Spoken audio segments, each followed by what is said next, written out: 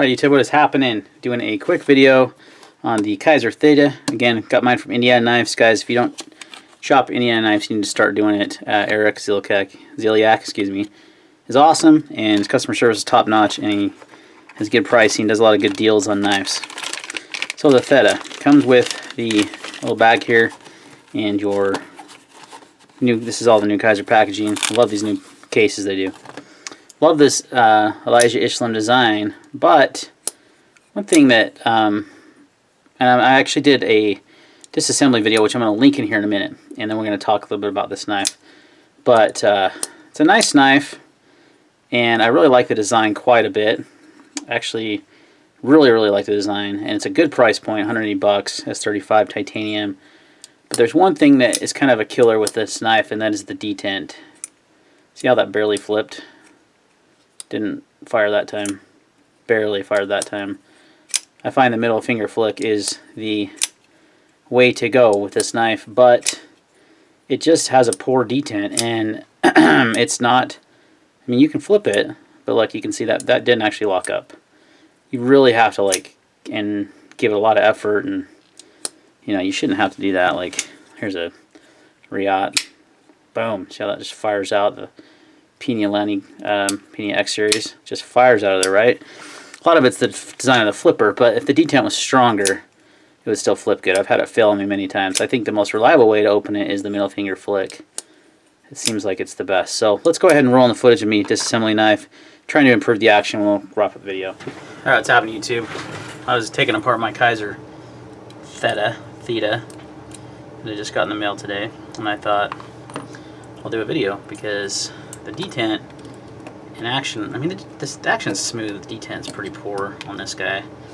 And one of the reviewers, Slicey Dicey, said when he cleaned his out, you can see how gunked up those bearings are, of all the factory crap, that his improved. So I thought I'll give it a shot. And if it doesn't, then it's just a bad detent. Not bad, but just not very, I don't know, good.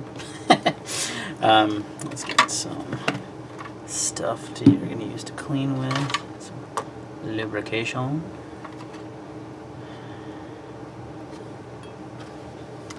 So, there it is, broken down. Pretty freaking simple. You've got two titanium pieces, no skeletonization, as you can see. Bearing track, so this looks like a washer in there. That's a washer or not, we'll see in a second here.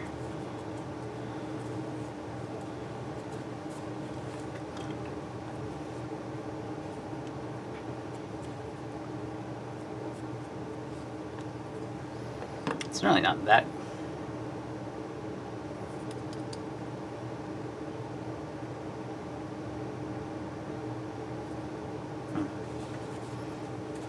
It's really not that dirty though. Honestly, a little bit. Let's get her.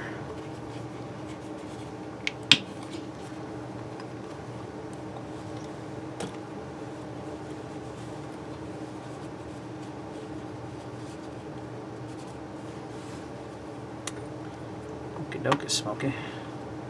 Pretty simple.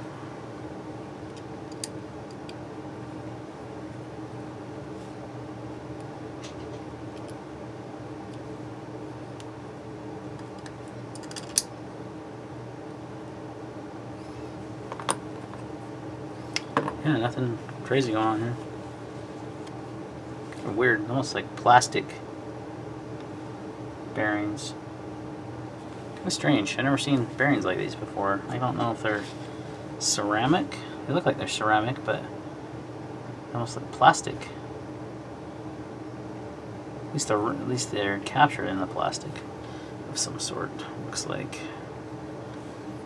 Interesting. Put some manifold there.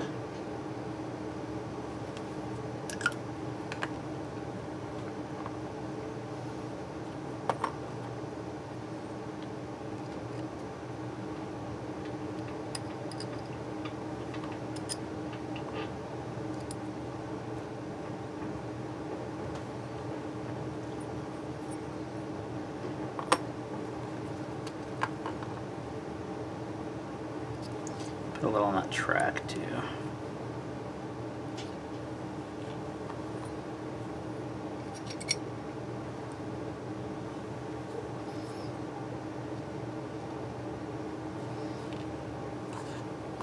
So a pretty simple cleaning and putting back together here. Very, very simple. I mean, couldn't go, did that backwards. Aha, I was wondering about that.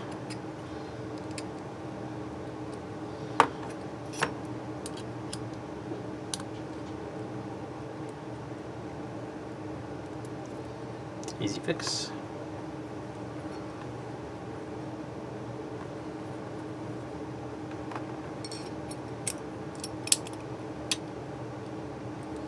I don't know, because the stop pin went on there. I think it was actually easier the other way, but either way, not hard.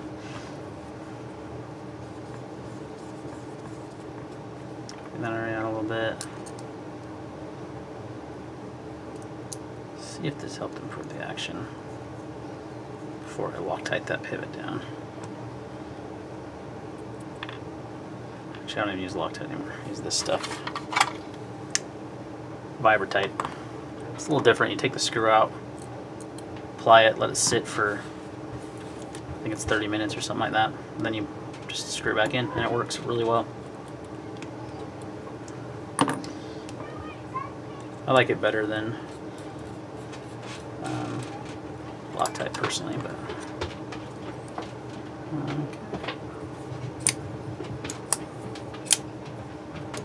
the action's still very smooth.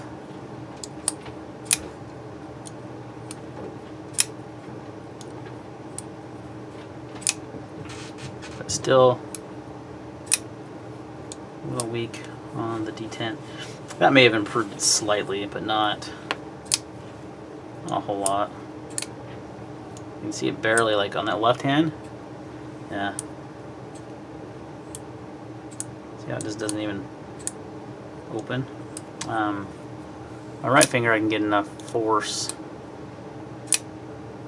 but centering went back to about perfect there. Let's give it a little.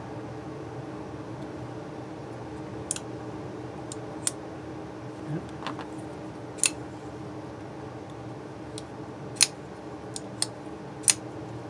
Yeah, about the same. Didn't really do much. Just kind of cleaned out some of the gunk. There wasn't a lot in there though, honestly.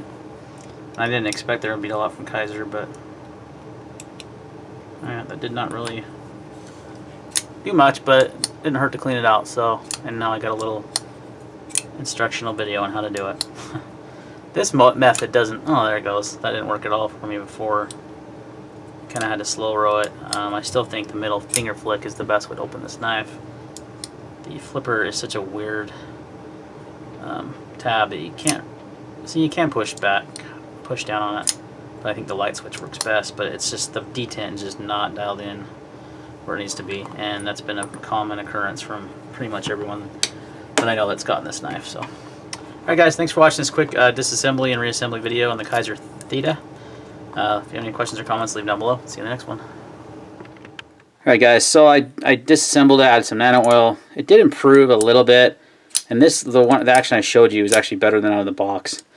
But it's just, it's a fantastic knife. I like everything about it. I love the size. I love the materials, the S35. You have a great blade shape, that Wharncliffe design. Nice stone washing on it. It's super attractive, and I think a lot of people want to buy it based on the design. But one thing that kills this knife for me, and why I'll be selling it, it's actually sold, is that right there, the detent. Just kills it. If it had a solid detent, not just my example, it's a very, very common thing that you'll hear on a lot of reviews and a lot of complaints about this knife. And it's too bad, Kizer, because they really ought to go back and redo these knives and increase that detent so it'll be a good flipper and a middle finger flick. But overall, it's kind of a deal breaker for me, guys. I really like the idea, the design of this knife, but it surprises me that it went to production. It's also, it fits the hand good, but it feels a little like forced with this big forward choil here. I mean, it protects your hand, which is great, and it keeps the Wharncliffe lower than the handle, which is good for a Wharncliffe blade, but it's yeah, it's comfortable, but it's not. It feels almost a little short. So it was so similar to my Riot baby machine that I decided to keep the baby machine and let this one go. But thanks for watching, guys. Hope this kind of influences you a little bit on it. And if you have one and want to know how to take it apart, at least that helped as well. Thanks for watching, and see you on the next video.